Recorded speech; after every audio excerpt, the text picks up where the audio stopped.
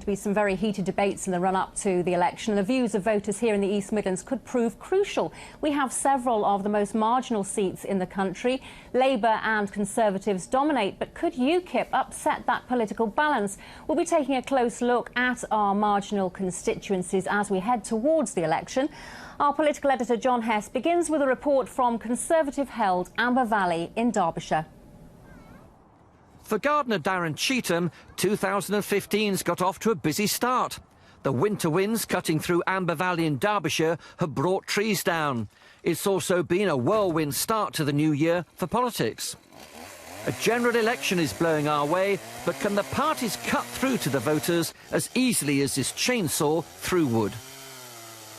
I've enjoyed the coalition because then one party can't dictate what's going to happen or say one thing and do another. The political ground here in Amber Valley can be very difficult for any political party to lay down permanent roots. This is classic swing territory, and the warning for any politician, it's not just the trees that come crashing down. On Amber Sound FM, very good morning to you, welcome along. Chris Knight presents a morning show on Amber Valley's community radio station. If you want to tap into the mood of Amber Valley voters, ask him. It was a very, very close race before, and the way the local elections have gone over the last couple of years, I could probably see that the Conservatives are losing this seat. Amber Valley traditionally has been a two-horse race between Labour and the Conservatives, but this time round, could Nigel Farage's UKIP be worth a flutter? The big one for me is Europe. Europe and immigration. I think that touches me the most. So would UKIP appeal? Yes, definitely. It would be UKIP for me. Yes, just big changes, really, please. In what areas? In national health, education, you know, everything seems to be going down, doesn't it? My income has gone down, but the spending seems to be going up, although petrol's better. The party leaders will be pounding the streets of Amber Valley soon enough. How these shoppers vote could decide who walks into Downing Street. Well, joining us to discuss all that is Paul Oakden, who's based in the East Midlands and is a national organiser for UKIP. Paul, is this a target seat for your party? Is Amber Valley a target seat? Well, we're certainly not calling it a target seat. In fact, we're not calling any seats target seats, because one thing that we know, and the old parties know as well, is that this election is, if nothing else, unpredictable. So Amber Valley, like many seats across the East Midlands, across the country, we're going to have to see how the campaign progresses over the next 4 or 5 weeks, 4 or 5 months, and it's going to be very exciting. But do you not view this area as the Amber Valley area as a potential target? Well, let's look being at a marginal seat. Let's look at Amber Valley there and how exciting it is that firstly you've got young people, as seen in your clip just there, talking about how Europe affects them, how they're affected by the EU and they're concerned about the EU. Amber Valley is a seat. We got less than 1,000 votes last time, and yet you've got people now on the street saying that they're going to consider giving us their vote. That's what's exciting. We're kind of 16,000 votes behind the old parties just 5 years ago. We don't know what's going to happen. They don't know what's going to happen. What we know is we're going to put everything into it. You are? Oh, right. Oh, absolutely, okay. absolutely. We've got campaigns across the region, across the country, and we're not going to give anybody an easy ride. What the outcome of that will be, we don't know, but that's what makes it so exciting. Worried, Edward? No, and nor is Nigel Mills. Nigel Mills has done a fantastic job as the Member of Parliament for Amber Valley, and he will be the Member of Parliament on May the 8th, the day after the general election. So you don't think that UKIP will take any votes away from you then? They may do. They may take votes off the Labour Party. They may take votes off the Liberal Party. We saw them take a few lumps out of the Labour Party at the Middleton and Hayward by-election in Manchester. Who knows what they'll do, but all I can tell you is that if they take votes off Nigel Mills, they will allow a Labour government to be formed. If that's what he and Farage think is a good idea, well, then we're on different planets. Vernon, can Labour take seats back like Amber Valley? You used to hold it? Yeah, we certainly can take seats back like Amber Valley and many of the other seats across the East Midlands. And certainly many of those seats are the seats that we've identified and working hard to win at Lincoln, Sherwood, error wash all of those different seats, that we're working hard to win those seats in our attempt to become a majority government after the next election. How much effort would you be putting, your party be putting into a marginal like that? Oh, we're putting lots of effort. How big is it as far as your strategy is concerned? Sorry, we put a lot of effort into all of our seats, but obviously we look at the seats where we think we've got a particular chance of winning. Amber Valley is one of those, as well as many of the other seats that I've mentioned across the region. And obviously in that battle we'll take on the Conservatives where they hold that seat, and obviously we'll take on UKIP. I might say about UKIP, but they want to be taken seriously. It'll be interesting now to take them on and hear what they have to say about a whole variety of policies, not only on Europe and immigration. I'm sure people want to hear what they have to say about the welfare state,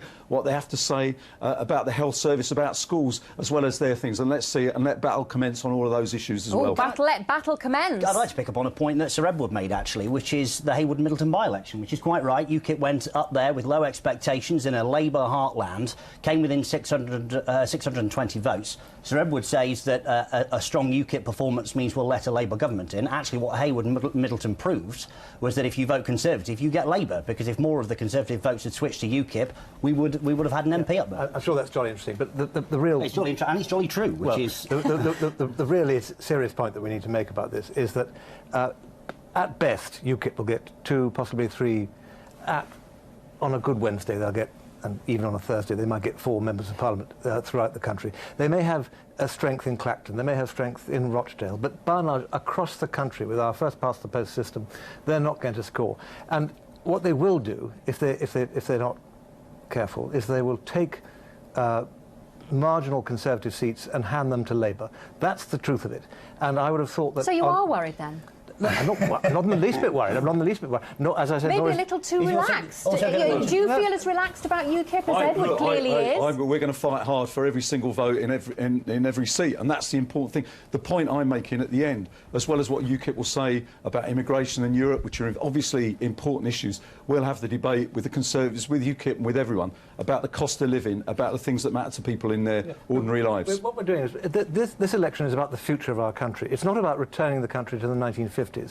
UKIP is essentially full of very nice people, but they want to bring back the 1950s. Can I just say, I can remember the 1950s. I don't want to bring I can't remember the 1950s. So you're nice people from the 1950s. It's nice to hear before your time. It's nice to hear a Conservative say that we're nice people. That's rapidly changing, which is... Well, you don't appear to be very nasty. Oh, well, thank you very much. You can see the problem here, where they've got the right of the British politics. I can see that, but I can see that this is going to go on for quite a long time. And a sure sign of just how important our marginal seats will be was Ed Miliband's decision to come to Nottinghamshire for his first Meet the People session of the election campaign at a meeting in Hucknall in yet another of our marginal seats. The Labour leader took questions on a range of issues. First up, a question from Sally Watson. In Nottingham, we're particularly affected and concerned about the continuation of social care, how social care continues. Maybe in this audience, it's a show of hands. Who's had trouble? What's GP access like? I mean, put your hand up if you've had problems in relation to GP access. So a number of people have had problems in relation to... My son Anthony should have been here today, but he's working, and his question is this: when will Labour once again be the party of the left? I'm tempted to get him on the phone in the middle of this meeting, but maybe afterwards. Can you make things add up by nationalising the rail industry?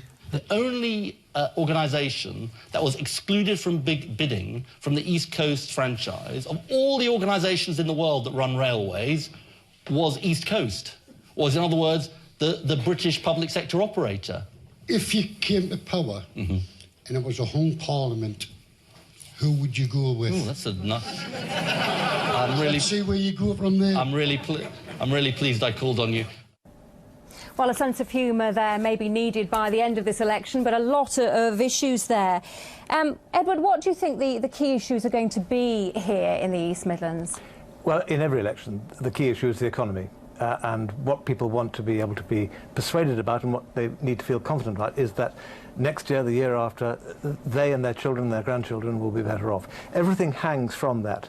There are, of course, subsets of the economy. You can't have a good national health service without a strong economy. You can't have a strong defence system without a strong economy, and so on, and so on, and so on. But it's the economy, and it's what will the economy and what will the country be for me in the next year, 2 years, 3 years. Is he right? Do you agree, Vernon? Well, I think obviously there will be a huge issue. The economy will be a huge issue. There will be a debate about the cost of living, which obviously will be the point that we make, that that whatever's happened over the last few years, the vast majority of people, their living standards have been squeezed, and we'll debate that and how we would move forward to that fairer, better society that we want, and that'll take us then to debates about schools and about health and all of those things. And I think the last thing that we'd say as well is that our big thing, and what Ed Miliband is often saying, is about optimism and hope about the future, even in difficult times, in the sense that Britain can do better than it's doing at the present time. And I think a government that works for everyone and not just for a few is actually an important message to the country and will work well. So away from immigration and Europe, which you mentioned earlier in Amber Valley,